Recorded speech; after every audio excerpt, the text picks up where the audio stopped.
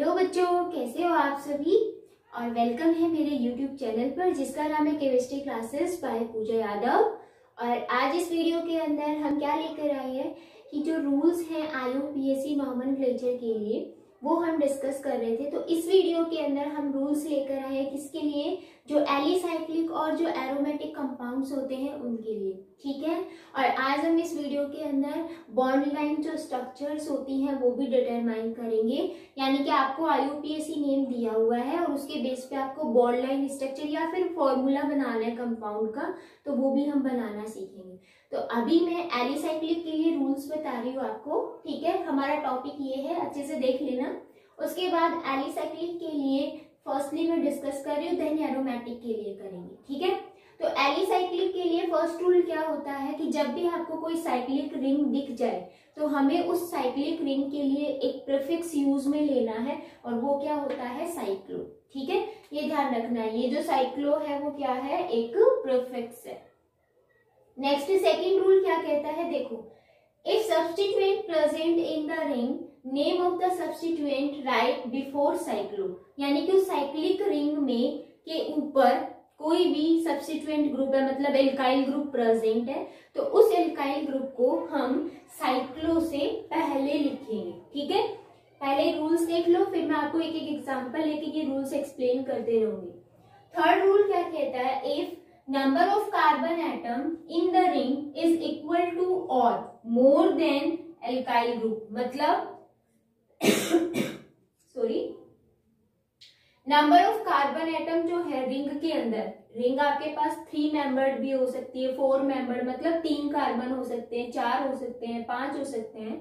तो आपके पास रिंग के अंदर जितने कार्बन है उतने ही अगर उसके ऊपर जुड़े हुए हैं, मतलब एल्काइल ग्रुप, जैसे मैंने कहा ये आपके पास रिंग है, इस रिंग के ऊपर यहाँ पर एल्काइल ग्रुप जुड़ा हुआ है, ठीक है।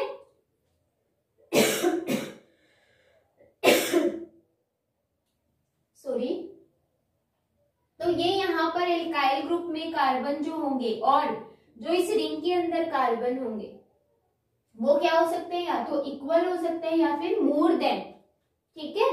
यानी कि इस रिंग के अंदर या तो बाहर वाले एल्काइल ग्रुप के बराबर कार्बन है या फिर बाहर वाले एल्काइल ग्रुप से ज्यादा कार्बन है, ठीक है। अब देखो ज्यादा ही दिख रहे हैं, 3 कार्बन है, इसमें एक ही है।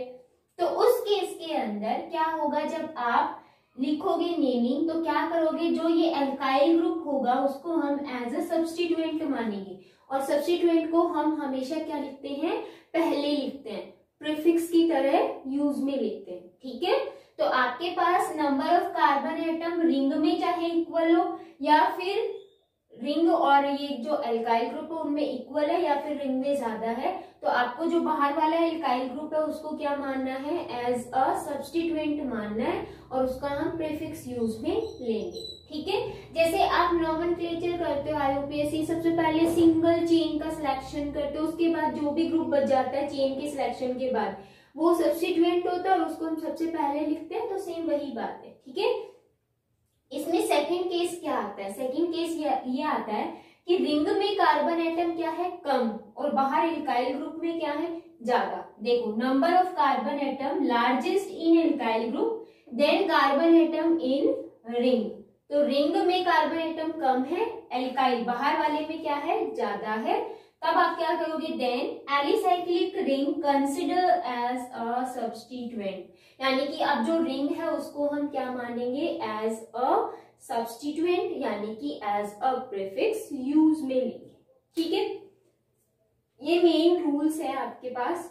एक दो रूल और भी हैं, मैं आपको एक्सप्लेन करूंगी कि जब इस रिंग के अंदर कोई डबल बॉन्ड आ जाए, आपको पता है ना एलिसाइक्लिक रिंग है, यानी कि यहाँ पर आपके पास सिंगल सिंगल बॉन्ड ही दिख रहे हैं, लेकिन अगर एक या 2 डबल बॉन्ड आ जाते हैं तो फिर हमें उनकी पोजीशन बतानी होती है, ठीक है।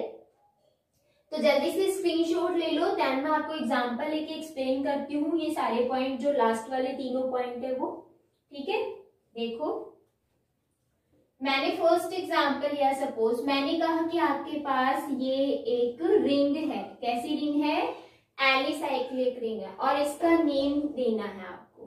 तो मैंने आपको क्या कहा कि इसके लिए हमें एक प्रीफिक्स यूज में लेना है जिसको हम लिखेंगे साइक्लो सबसे पहले, अब क्या इस रिंग से बाहर कोई ग्रुप है? नहीं है, तो हमें उसको साइक्लो से पहले नहीं लिखना है, सिंपल साइक्लो लिखा। अब क्या करना है? सेम वही वर्ड रूट, यानी कि इस रिंग में कितने कार्बन है? 1 2 3, 3 कार्बन दिख रहे हैं। 3 कार्बन के लिए हम क्या यूज करते हैं? Word root prop. और देखो यहाँ भी सिंगल बॉन्ड है, यहाँ भी सिंगल है, यहाँ भी सिंगल है, मतलब एन, तो इसका नेम क्या हो जाएगा? साइक्लोप्रोपेन। जैसे मैंने आपको ये बोला, इसका नेम क्या होगा? साइक्लो। 4 कार्बन है, देखो 4 ही दिख रहे हैं, ब्यूट सिंगल बॉन्ड है, एन, तो क्या नेम हो जाएगा? साइक्लोब्यूटेन। ऐसे ही 5 कार्बन की होगी साइक्लोपेंटेन। ठीक है, इसको 5 कार्बन है, देखो 1 2 3 4 5, तो इसका नेम क्या हो जाएगा? साइक्लोपेंटेन। ऐसे ही मैंने आपके पास ये वाला एग्जाम्पल दिया जिसमें आपके पास कार्बन काउंट करने हैं 1 2 3 4 5 एंड 6, तो ये क्या हो जाएगी? Cyclohexane, single bond है एन, हेक्स क्यों आया? 6 कार्बन है ना, सिंपल है ना।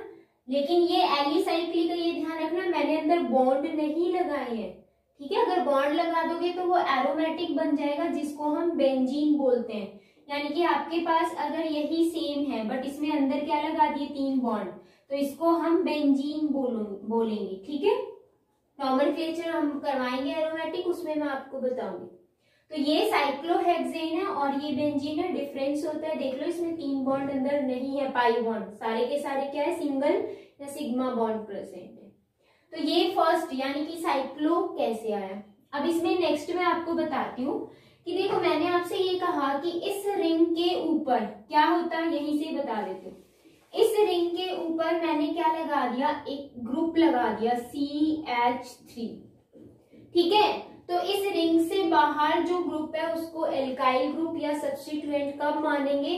जब इसके बराबर है तो भी या इससे कम है तो भी, ठीक है। सेकंड रूल यही तो कहता है, सेकंड में तो ये सब्स्टिट्यूएंट इसको पहले लिखेंगे, थर्ड रूल यही कहता है। तो देखो यहाँ पर ये तो साइक्लोप्रोपेन था बट इसमें क्या लग गया? ऊपर एक सब्स्टिट्यूएंट लग गया, और सब्स्टिट्यूएंट को हम साइक्लो से पहले लिखेंगे, ठीक है। अब देखो एक ही कार्बन है तो हमने क्या लिखा? मीथ, ठीक है। और सब्स्टिट्यूएंट के लिए मैंने आपको बताया था क्या लगाना होता है? YL, तो क्या हो जाएगा? Methyl cyclopropane. क्लियर है। ऐसे ही मैंने जैसे यहाँ पर CH3 लगा दिया तो क्या हो जाएगा? मिथाइल साइक्लोब्यूटेन, मिथाइल आ जाएगा इससे पहले, ऐसे ही इसमें और ऐसे इसमें, ठीक है। यानी कि आपने क्या लगा दिया? मिथाइल। अब मैंने एक एग्जांपल दिया, क्या देखो आपके पास यहाँ पर ये वाली रिंग है और इसमें ऊपर लगा हुआ है CH2 CH2 CH3। तो देखो यहाँ पर कार्बन कितने? 1 2 3, और यहाँ भी कार्बन कितने? 1 2 3। तो मैंने आपको थर्ड रूल बताया था कि आपके पास कार्बन जो है वो अगर दोनों में इक्वल आते हैं तो भी इसको आप क्या मानोगे? एज अ सब्स्टिट्यूएंट ही मानोगे। मतलब जो साइड चेन होती है ना, जिसको हम प्रीफिक्स की तरह यूज में लेते हैं, वही लेना है आपको। इसका नेम हमें पता है क्या होता है? साइक्लोप्रोपेन, है ना, अभी बताया, ठीक है। साइक्लो क्यों आया? क्योंकि ये रिंग है। प्रोप क्यों आया? क्योंकि इसमें कार्बन 3 है। एन क्यों आया? क्योंकि सिंगल बॉन्ड है। अब इससे पहले ये क्या है? सब्स्टिट्यूएंट, ये हम यहाँ पर लिख देंगे। अब इसका भी तो नेम आना चाहिए। इसमें देखो कितने कार्बन है? 1 2 3, तो उसके लिए हम क्या यूज करते हैं? प्रोप। और मैंने आपको बताया था क्या लगाते हैं? YL सफिक्स, किसके लिए? सब्स्टिट्यूएंट के लिए। तो इसका नेम क्या हो जाएगा? Propyl cyclopropane. क्लियर है। तो ये थर्ड रूल हो गया। अब अगर मैं आपको क्या करती हूँ, यही स्ट्रक्चर दे देती हूँ और मैंने यहाँ पर भी CH3 लगा दिया, यहाँ भी CH3 लगा दिया, तो जो फिफ्थ रूल आएगा वो क्या कहता है? जब एक से ज्यादा सब्स्टिट्यूएंट होते हैं तो हम उसको नंबरिंग करते हैं, यानी कि यहाँ पर नंबर देंगे 1 and 2, ठीक है। और आपको पता है जो ये रिंग है उसको हम हमारा मेजर, ये चेन मान के चल रहे हैं या रिंग मान के चल रहे हैं, मेजर है ये, और ये हमारा क्या होगा? सब्स्टिट्यूएंट, यानी कि ये हमारी प्रिंसिपल फॉर्म है और ये क्या होंगे? सब्स्टिट्यूएंट है, ठीक है।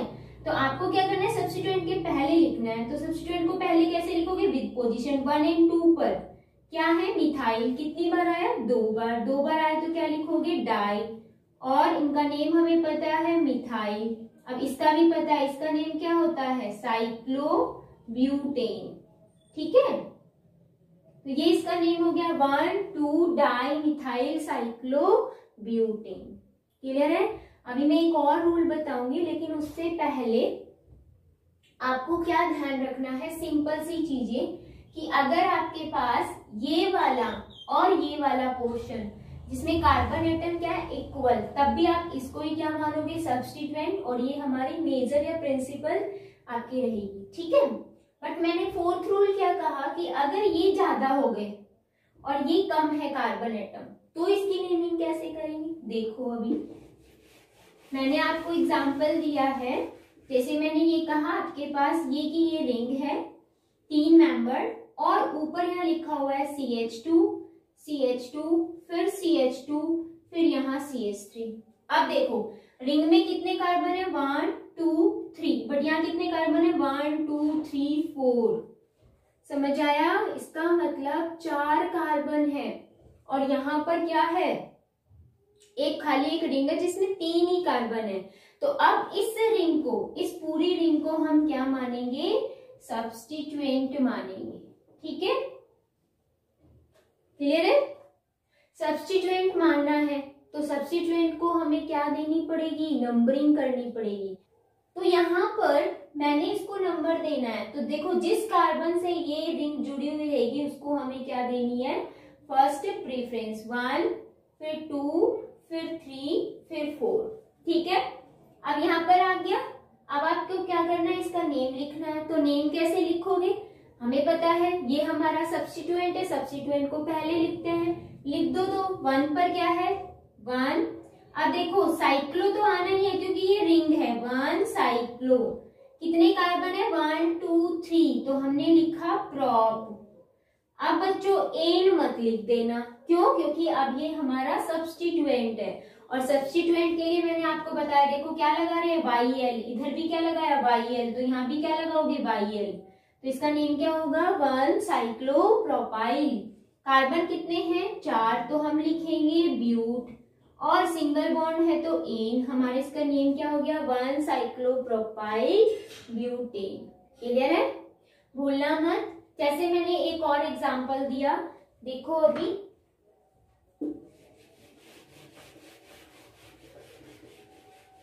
जैसे मैंने एग्जांपल दिया, आपके पास ये कोई एक रिंग है, ठीक है, CH2, फिर CH2, फिर CH2, फिर CH3। अब हम कार्बन काउंट करेंगे, देखो 1 2 3 4, इस रिंग में 4 कार्बन है, इधर कितने, 1 2 3 4 5। इसका मतलब जो हमारी ये रिंग है वो क्या हो गई है, सब्स्टिट्यूएंट हो गई है, यानी कि साइड चेन होगी, जिसको हम एज अ प्रीफिक्स यूज में लेंगे। अब हमें क्या करना पड़ेगा, नंबर, अब जहां से ये शुरू होती है वही नंबर कर दो, 1 2 3 4 5, हमने नंबरिंग कर दी। अब क्या करना है, नेम लिखना है। नेम लिखोगे इसका सबसे पहले, हमें पता है 1 पर क्या है, साइक्लो, 4 कार्बन है, 1 2 3 4, तो ब्यूट। अब YL लगा देना क्योंकि ये सब्स्टिट्यूएंट है, सिंगल बॉन्ड नहीं देखना, सिंगल हमें इसमें देखना, जो हमारी प्रिंसिपल चेन होती है उसको देखते हैं। 5 कार्बन है तो क्या लिखोगे, पेंट, सिंगल बॉन्ड है तो एन, इसका नेम क्या हो गया, 1 साइक्लोब्यूटाइल पेंटेन। ठीक है, क्लियर है ये। अब देखो ये हो गया एलिसाइक्लिक के लिए। अब एलिसाइक्लिक में मैंने क्या कहा कि आपको डबल बॉन्ड मिल जाए तो आप नेमिंग कैसे करोगे। तो देखो डबल बॉन्ड की मैं आपको यही बता देती हूँ। जैसे आपके पास ये वाला एग्जाम्पल है, ये वाला, ठीक है, और आपके पास यहाँ डबल बॉन्ड मिल गया, तो देखो डबल बॉन्ड भी है और क्या है, सब्स्टिट्यूएंट ग्रुप भी है। तो आप नंबरिंग कहाँ से दोगे, जहां डबल बॉन्ड को क्या मिले, कम नंबर। ठीक है, मैंने आपको बताया हुआ है ना, फंक्शनल ग्रुप को पहले प्रायोरिटी देनी है नंबरिंग करते टाइम, फिर डबल बॉन्ड को, फिर ट्रिपल बॉन्ड को, फिर सब्स्टिट्यूएंट ग्रुप को। ठीक है, तो आपको नंबरिंग यहां से करनी है। तो देखो 1 फिर 2, 1 यहाँ से करना है, 1 यहाँ से मत करना। मैंने आपको पहले भी बताया था एक एग्जाम्पल में कि आपके पास जो डबल बॉन्डेड कार्बन है वो दोनों एक दूसरे के आगे पीछे ही है, तो 1 यहाँ है तो 2 यहीं से ही आएगा, ध्यान रखना, ठीक है। तो 1, 2 एंड 3। अब इसकी नेमिंग करनी है, तो ये हमारा सब्स्टिट्यूएंट हो गया, इसको हम क्या लिखेंगे, 3 मिथाइल हमने लिख दिया। अब हमें पता है ये साइक्लो है तो हमने लिखा साइक्लो, ठीक है। कार्बन कितने हैं इसके अंदर, 4, देखो 4 ही तो है, तो हमने लिखा ब्यूट। अब देखो सिंगल बॉन्ड होता तो हम एन लगा देते, बट यहाँ क्या आ गया, डबल बॉन्ड आ गया। कौन सी पोजीशन पे, 1 पोजीशन पे, तो हम क्या लिखेंगे, ब्यूट 1 इन, ये इसका हो जाएगा नॉमेनक्लेचर, ठीक है। तो अगर डबल बॉन्ड भी आ गया तो ध्यान रखना है आपको, बट अगर डबल बॉन्ड की जगह यहाँ सिंगल ये फंक्शनल ग्रुप आ जाता है तो क्या करोगे, तो आपको फंक्शनल ग्रुप को प्रेफरेंस देनी है, ठीक है। यानी कि आप रिंग को नहीं दोगे, फिर आप फंक्शनल ग्रुप को प्रेफरेंस दोगे, क्लियर। तो ये आपका हो गया नॉमेनक्लेचर किसका, एलिसाइक्लिक का, जिसमें मैंने कुछ रूल्स बताए आपके पास कौन कौन से आते हैं, ठीक है। बच्चों एलिसाइक्लिक के अंदर 1-2 पॉइंट्स और आते हैं जो काफी बार एग्जाम में क्या होता है, एग्जाम्पल दे देते हैं और आपको समझ नहीं आता क्योंकि वो रूल्स कंप्लीट पढ़े हुए नहीं होते हैं तो आ भी जाते हैं। तो ऐसे क्वेश्चंस जो है वो किस टाइप के आते हैं वो मैं आपको बताने वाली हूँ कि अगर मैंने आपको 3rd और 4th रूल क्या कहा था कि आपके पास कार्बन एटम रिंग में ज्यादा है और एल्काइल में कम है, तो आपकी जो एल्काइल ग्रुप होगा वो क्या होगा, एज अ सब्स्टिट्यूएंट यूज में आएगा, ठीक है। बट क्या होता है अगर आपके पास क्या है फंक्शनल ग्रुप, जैसे मैंने ये वाली रिंग दे दी 5 मेंबर और मैंने यहाँ लगा दिया CH2 और COOH, तो ये क्या है हमारा फंक्शनल ग्रुप है। अब देखो अगर हम ये काउंट करें 1 और 2 तो 2 ही कार्बन है, बट यहाँ कितने 1 2 3 4 5, तो हमारे रूल के अकॉर्डिंग क्या होगा, ये हमारा प्रिंसिपल चेन और ये क्या हो जाएगी, ये जो रिंग है वो प्रिंसिपल फॉर्म में आएगी और ये सब्स्टिट्यूएंट नहीं। बट अगर यहाँ फंक्शनल ग्रुप आता है तो ये सब्स्टिट्यूएंट की तरह काम करेगा, ध्यान रखना है, ठीक है। अगर कार्बन एटम इस एल्काइल ग्रुप में चाहे कम भी हो, क्या आ गया, फंक्शनल ग्रुप आ गया, तो आपको क्या करना है, इसको सब्स्टिट्यूएंट मानना है, ठीक है। अगर यहाँ CH3 आ जाता तो हमारी ये प्रिंसिपल फॉर्म होती, ये सब्स्टिट्यूएंट होता, ठीक है। यानी कि इस टाइप के एग्जाम्पल आए जहां पर फंक्शनल ग्रुप आ रहा है तो आपको यहाँ से नंबरिंग करनी है 1 और 2, और 2 पर क्या है, साइक्लिक रिंग है, हमें ये पता है साइक्लो। बट यहाँ पर अगर हम देखें तो कितने मेंबर है, 5 मेंबर, 5 कार्बन दिख रहे हैं, 1 2 3 4 5 है ना, तो क्या लिखोगे, पैंट, फिर लगाओगे आइल। आइल क्यों लगाया, क्योंकि ये हमारा सब्स्टिट्यूएंट है, ठीक है। अब यहाँ पर क्या है, 2 कार्बन के लिए क्या यूज करते हो, ईथ, वर्ड रूट ईथ ही होता है। सिंगल बॉन्ड है एन और ओइक एसिड, ठीक है। ओइक एसिड क्यों आया, क्योंकि इस फंक्शनल ग्रुप के लिए सफिक्स यूज में होता है ओइक एसिड, ठीक है। तो ये मेन पॉइंट है, ध्यान रखना। यहाँ पर कार्बन कम है लेकिन फिर भी इसको हम प्रिंसिपल चेन मान रहे हैं, क्यों, क्योंकि यहाँ पर क्या प्रेजेंट है, फंक्शनल ग्रुप प्रेजेंट है। जहां फंक्शनल ग्रुप प्रेजेंट होता है ना वहां पर हम कुछ नहीं देखेंगे कि कार्बन किसमें ज्यादा है किसमें कम। जहां फंक्शनल ग्रुप दिख गया वहीं से हमने क्या कर दी, नंबरिंग शुरू कर दी, और लास्ट में अगर कोई रिंग भी है तो वो क्या रहेगी, सब्स्टिट्यूएंट ही रहेगी। अब बच्चे क्या करते हैं 1 2 3 4 5 6 7 ऐसे करने लग जाते हैं, जो कि रॉन्ग है, क्योंकि ये बच्चों एक रिंग है पूरी, इसमें आपको ऐसे कार्बन काउंट नहीं करने, सिर्फ यहीं तक ही काउंट होगा। रिंग हमारी पूरी एज इट इज क्या रहेगी, सब्स्टिट्यूएंट रहेगी, ठीक है। तो ऐसे नंबरिंग कभी मत करना, जो मैंने बताया आपको वैसे ही करना है, ठीक है। तो ये था कि जब सब्स्टिट्यूएंट ग्रुप आपको फाइंड आउट करना हो, कार्बन वाला 3rd और 4th रूल देखते तो उसमें अगर फंक्शनल ग्रुप आ गया तो हमें ये नहीं देखना कार्बन किसमें ज्यादा है किसमें कम है, ठीक है। हमें रिंग को क्या मानना है, सब्स्टिट्यूएंट ही मानना है, मतलब उसको सबसे पहले प्रीफिक्स की फॉर्म में हम लिखते हैं, क्लियर। अब एक और रूल है क्या, इसी की फॉर्म में, मतलब एक्सेप्शनल केसेस है ऐसे जो मैं आपको बताती हूँ कि वहां पर वो 3rd और 4th रूल फॉलो नहीं होता है। किसमें, जब आपके पास दो रिंग आ जाए, जैसे मैंने आपको बोला ये वाली रिंग है एक, और यहाँ CH2 लगा है, और फिर एक वाली फिर रिंग है, तो आप ये कहोगे रिंग में तो 1 2 3 कार्बन है, बाहर एक ही है। लेकिन बच्चों जब दो रिंग आ जाती है, ठीक है, क्या आ रही है, दो रिंग एक साथ आ रही है, तो ये दोनों रिंग जो होगी वो क्या होगी हमारी, एज अ सब्स्टिट्यूएंट कंसिडर होगी। ठीक है, यानी कि आपके पास एक ही है ये, और इसके साथ हमारे पास दो क्या जुड़ी हुई है, रिंग, और दो के लिए आपको पता है हम डाई यूज करते हैं। तो देखो 1 कार्बन पर एक रिंग इधर है, 1 कार्बन पर एक रिंग इधर है, तो हम ऐसे लिख सकते हैं 1 फिर क्या लिखेंगे, डाई। ठीक है, और यहाँ पर ये साइक्लिक है तो साइक्लो, डाई लिख दिया तो इसका मतलब दो है, और दोनों सेम है तो हमने लिखा डाई साइक्लो। इसका नेम क्या होगा, देखो 1 2 3, 3 कार्बन के लिए प्रॉप, और YL हम लगाते ही है सब्स्टिट्यूएंट के लिए सफिक्स, तो हमारा क्या हो गया 1 डाई साइक्लोप्रोपाइल। और देखो एक ही कार्बन की चेन, प्रिंसिपल चेन सिर्फ एक ही कार्बन की है, तो वर्ड रूट क्या आ जाएगा, मीथ, और सिंगल बॉन्ड है तो एन, तो इसका नेम क्या हो जाएगा 1 डाई साइक्लोप्रोपाइल मीथेन। क्लियर है। तो अगर आपके पास इस टाइप के आते हैं तो आपको इतना ध्यान रखना है, हमें नंबर ऑफ कार्बन काउंट नहीं करना, जो एल्काइल ग्रुप होगा, मतलब रिंग से जो बाहर एल्काइल ग्रुप है वही हमारी क्या होगी, प्रिंसिपल चेन होगी, और जो रिंग है उसको हम एज अ सब्स्टिट्यूएंट मानेंगे, और सब्स्टिट्यूएंट को हम प्रीफिक्स की फॉर्म में लिखते हैं। ठीक है, तो हमने इसको प्रीफिक्स की फॉर्म में लिख दिया है। तो ये आपका एलिसाइक्लिक के 2 पॉइंट थे जो इंपॉर्टेंट थे, मैंने आपको लास्ट में बता दिए। अभी हम एरोमेटिक स्टार्ट कर लेते हैं। बच्चों जो एरोमेटिक होता है उसके अंदर आपको एक छोटा सा कॉन्सेप्ट मैंने अभी बताया। एरोमेटिक में हमारे पास माइंड में सबसे पहले बेंजीन ही आती है, जिसकी स्ट्रक्चर ये होती है ना, इसको हम क्या बोलते हैं, बेंजीन बोलते हैं।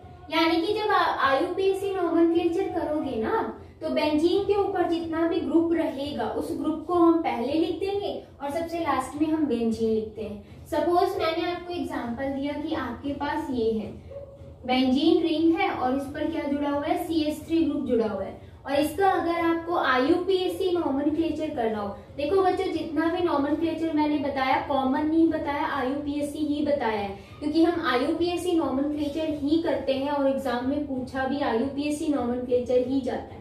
ठीक है, तो यहाँ पर अगर इसका नोमेनक्लेचर करना है तो हमें ये पता है इस रिंग को हम क्या बोलते हैं, बेंजीन, यहाँ दिख रहा है। अब इसके ऊपर जो ग्रुप लगा हुआ है वो हमारा क्या है, सब्स्टिट्यूएंट है, उसको हम पहले लिख देंगे। क्या लिखेंगे, मीथ, क्योंकि एक ही कार्बन दिख रहा है हमें, सिंगल बॉन्ड है लेकिन वो यूज नहीं लेना, क्यों, क्योंकि हमारा सब्स्टिट्यूएंट है तो हमें YL यूज में लेना, तो मिथाइल, और आगे क्या लिख दोगे, बेंजीन, तो इसका नेम क्या हो जाएगा, मिथाइल बेंजीन। ठीक है, ऐसे ही मैंने एक और एग्जांपल दिया आपको, और मैंने कहा कि यहाँ पर भी CH3 है और यहाँ भी CH3 है। अब आप ये कहोगे मैम यहाँ पर तो आपने बॉन्ड दिखाया, यहाँ पर गोला दिखा दिया, तो भाई इसको हम ऐसे भी लिख सकते हैं। ठीक है, ऐसे भी लिख सकते हैं इसको, लेकिन इन दोनों स्ट्रक्चर में एक डिफरेंस होता है, वो आपको भी पता है, मैंने आपको पहले भी बताया हुआ है कि यहाँ पर बॉन्ड की पोजीशन हमें दिख रही है, तो ये कौन सा स्ट्रक्चर है, लोकेलाइज्ड। ठीक है, लोकेलाइज्ड में हमें बॉन्ड की पोजीशन दिख रही है, फिक्स है बॉन्ड की पोजीशन यहाँ पर। इसका मतलब क्या है, इसमें बॉन्ड जो रोटेट कर रहे हैं, ऐसे रोटेशन हो रही है, तो इसको हम क्या बोलेंगे, डीलोकेलाइज्ड स्ट्रक्चर। ठीक है, तो ये ध्यान रखना है, ये बेंजीन की लोकेलाइज्ड है और ये डीलोकेलाइज्ड है। तो हमने ऐसे लिख दिया तो भी गलत नहीं है, ऐसे लिख दिया तो भी गलत नहीं है। अब हमें क्या करना पड़ेगा, जब एक से ज्यादा सब्स्टिट्यूएंट आ रहे हैं तो हम नंबर दे देंगे 1 और 2, नंबर दे दिया तो हम क्या लिखेंगे, 1, 2, फिर लिखेंगे डाई, फिर लिखेंगे मिथाइल और लिखेंगे बेंजीन। ठीक है, तो ये हो गया इसका नोमेनक्लेचर। क्लियर है, तो आपको क्या याद रखना है, सिर्फ बेंजीन, और बेंजीन हमें पता है। ऐसे ही तो कुछ मैं आपको कंपाउंड्स यहाँ पर लिख कर दूंगी, उसके नेम याद रखने हैं ताकि आप उसके IUPAC नोमेनक्लेचर में कोई गलती ना करें, मिस्टेक ना करें। ठीक है, तो चलो जल्दी से वो देख लेते हैं। अभी देखो, अगर आपके पास एक बेंजीन रिंग है और उसके ऊपर OH ग्रुप लगा हुआ है तो हम बच्चों इसको बोलते हैं फिनॉल। ठीक है, फिनॉल। अगर आपके पास बेंजीन रिंग है और उसके ऊपर CHO ग्रुप लगा हुआ है तो हम इसको बोलते हैं बेंज एल्डिहाइड। ठीक है, यानी कि अब यहाँ पर कोई भी सब्स्टिट्यूएंट आ गया ना, उस सब्स्टिट्यूएंट को इसके पहले लिख देंगे, फिनॉल से पहले। सेम एज इट इज यहाँ कोई भी सब्स्टिट्यूएंट आ गया तो हम इसके पहले लिख देंगे। बहुत इजी नॉमेनक्लेचर होता है एरोमेटिक का। अब मैंने आपको एक और स्ट्रक्चर दी है, यहाँ पर मैंने क्या लगाया, CHO की जगह COOH लगा दिया, तो इसका नेम होता है बेंजोइक एसिड। ठीक है, ऐसे ही मैंने क्या किया, एक और रिंग ली और उस रिंग के ऊपर मैंने लगा दिया कौन सा ग्रुप, NH2 ग्रुप, तो इसको हम बोलते हैं एनिलीन। ऐसे बहुत सारे स्ट्रक्चर्स हैं। ठीक है, आप उनको लर्न करोगे, ये तो आपको नेम बच्चों याद ही करना पड़ेगा। ठीक है, तो आपके पास बुक अवेलेबल है, बुक के अंदर आप सारे स्ट्रक्चर्स देखोगे और उनको लर्न करोगे। मोस्टली मैंने आपको बता दिया जो इम्पोर्टेंट होती है, ज्यादातर इन्हीं में से आता है। आप देखो मैंने इन पर कोई भी ग्रुप लगाया, ठीक है, मैंने जैसे इसके ऊपर क्या लगाया, यहाँ पर OH और मैंने यहाँ लगा दिया CH3 और इसका नेमिंग करना है आपको। ठीक है, बॉन्ड अगर मैं ऐसे बनाती हूँ तो भी एक ही बात है, मैंने आपको बताया। तो देखो नेमिंग करते टाइम आपको ये ध्यान रखना है कि ये हमारा फिनॉल है और ये क्या है, मिथाइल ग्रुप है, तो हम इसको क्या लिख सकते हैं, मिथाइल फिनॉल, है ना, लिख सकते हैं ना। अगर मैंने यहाँ पर कोई भी फंक्शनल ग्रुप लगाया तो इसको हम क्या लिख सकते हैं, जैसे यहाँ मिथाइल लगाया तो मिथाइल बेंजेल्डिहाइड, ऐसे ही यहाँ पर मिथाइल बेंजोइक एसिड, ऐसे ही मिथाइल एनिलीन लगा सकते हैं।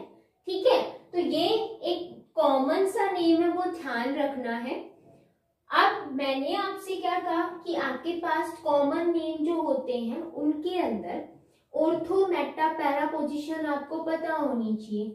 तो ऑर्थो पोजीशन क्या होती है, जो आपके पास ये 1 और जो ये 2 पोजीशन है इसको ही हम क्या बोलते हैं, ऑर्थो पोजीशन, यानी कि जो 1-2 पोजीशन होगी उसी को ही आप क्या बोलोगे, ऑर्थो पोजीशन।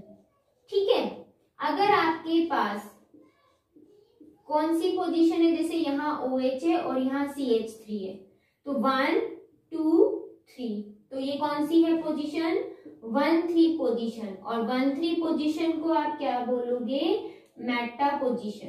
ठीक है, मेटा। अगर आपके पास क्या आ गई, जस्ट अपोजिट वाली, यानी कि जहां पर OH लगा हुआ है जस्ट उसकी अपोजिट साइड ये है। ठीक है, तो यानी कि CH3 यहाँ आ गया, तो 1 2 3 4, यानी कि 1-4 जो पोजीशन है उसको आप क्या बोलते हो, पैरा पोजीशन। ठीक है, क्लियर है। तो ये ऑर्थो है, ये मेटा है और ये पैरा है। अगर वापस यहाँ आएगा तो नंबरिंग यहाँ से करेंगे 1 2 3, तो वापस मेटा आ जाएगा। अगर यहाँ पर लगाएंगे तो 1 2, यानी कि वो ऑर्थो रहेगी। तो ये कंडीशंस आपको ध्यान में रखनी है। नेक्स्ट देखते हैं, और कुछ एग्जांपल्स मैं लेकर आपको समझा रही हूँ। जैसे कि आपके पास कोई भी एक बेंजीन रिंग है और उस पर फंक्शनल ग्रुप एक से ज्यादा आ जाता है, जैसे यहाँ पर OH आ गया और यहाँ पर NH2 ग्रुप आ गया, तो आपको प्रेफरेंस देनी है। अब हम इसको एनिलीन माने या फिर फिनॉल माने, यानी कोई एक ही ग्रुप बेंजीन के साथ क्या रहेगा, मेजर रहेगा, मेजर फॉर्म के अंदर। तो मैंने आपको प्रायोरिटी ऑर्डर दिया था और उसमें अगर आपको याद है तो जो OH है वो NH2 से पहले आता है, तो इसका मतलब हमें इसको फर्स्ट प्रेफरेंस देनी है और इसको क्या देनी है, सेकंड प्रेफरेंस। इसका मतलब हमारा ये वाला पार्ट क्या हो गया, फिनॉल, और ये वाला क्या हो गया हमारा सब्स्टिट्यूएंट। तो यानी कि सब्स्टिट्यूएंट को विद पोजीशन हम पहले लिखेंगे। सेकंड पोजीशन पर क्या है, देखो NH2 ग्रुप होता है ना, वो एमाइन होता है, और जब हम उसको एज अ प्रीफिक्स लिखते हैं तो क्या लिखते हैं, एमाइनो। ठीक है, तो हम क्या लिखेंगे, 2 एमाइनो, और इसका नेम हमें पता है क्या होता है, फिनॉल। तो इसका नेम हो गया 2 अमाइनो फिनॉल। जैसे मैंने एक और एग्जांपल दिया आपको,